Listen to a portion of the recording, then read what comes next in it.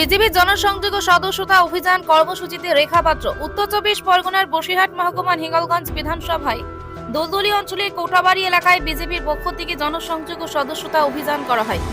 এই জনসংযোগ সদস্যতা অভিযানে এলাকায় বাড়ি বাড়ি গিয়ে জনসংযোগ সদস্যতা অভিযান করলেন বিজেপি নেত্রী রেখা পাত্র সহ একাধিক বিজেপির নেতৃত্বরা।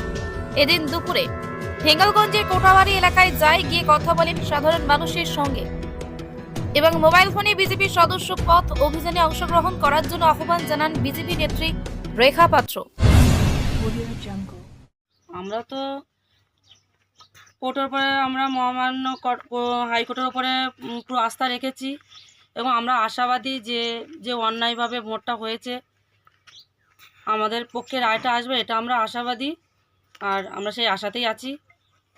জানুয়ারি 15 তারিখের দিকেই তাকিয়ে আমরা বসে আছি। এখন মাননীয় হাইকোর্টের থেকে কী রায় দেয় সেটাই দেখার শুধু।